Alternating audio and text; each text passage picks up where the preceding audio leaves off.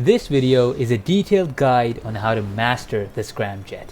I am going to divide the video into two segments. First part is versus opponents on foot, and second part is versus opponents in vehicles. First, the basic tips and tricks. Turn on first person hood view in the settings. This will help aim against people on foot. You can turn the car in the air if you hold the handbrake button. You can stop a boost by simply pressing the boost button again. Most people know this, but you can completely stop a car that's going full speed by simply selecting a story mode character and pressing no on the black screen.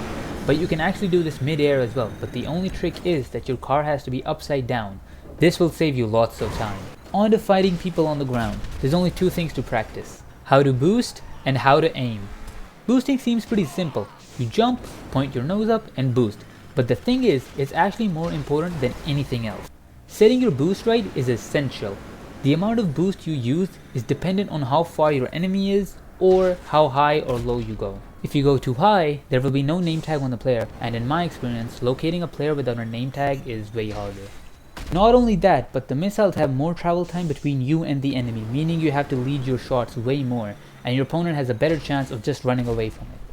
But boosting low also has its issues. The biggest one being, if you miss your shot, since you're so low, there's a good chance you're gonna crash into something and end up in your opponent's face and get blown up.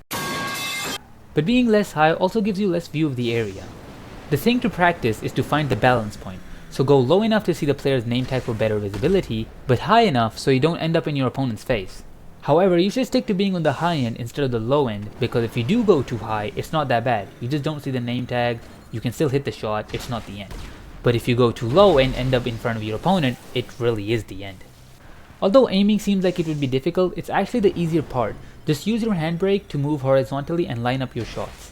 A few things to keep in mind is to lead your shots against moving targets. For example, in this clip, I see this guy moving up. So instead of instantly shooting at him, I have some patience and predict where he's gonna go. Then I line up my shot and shoot. Now on to fighting other vehicles. Just a reminder, you are one missile from dying. So be careful on what you do, and especially do not go in the air while fighting vehicles that have lock on. You're just a sitting duck in midair. There is something you can do with like stopping the car midair, and if the missiles are behind you, they go over you, but that's inconsistent, so I wouldn't try it. Versus Mark II and Deluxo, they're pretty similar. Just drive at slow to medium speed to dodge their missiles and shoot whenever you can. Even if you launch one missile, they are more likely to die because they can't do anything to dodge. The only difference between the Deluxo and the Oppressor is that the Deluxo has way better missiles, so you have to be extra careful. Versus Toreador and Ruiners, however, is another story. You can kill someone in a Toreador if you spam rockets enough, but the thing is, you're one missile away, while it takes like 7 for them. While it is possible to dodge Toreador missiles, I'd just stay away or swap vehicles. And the Ruiners, just stay away from them because you can't even lock onto them. In this clip, I completely forgot that, and I paid the price.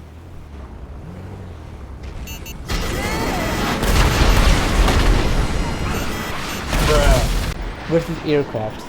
Fighting aircrafts is interesting because there's not a whole lot they can do to you, and unless they're a really slow plane, you can't do a lot to them. Your best bet, however, is to boost towards them. Yes, head on and spam missiles.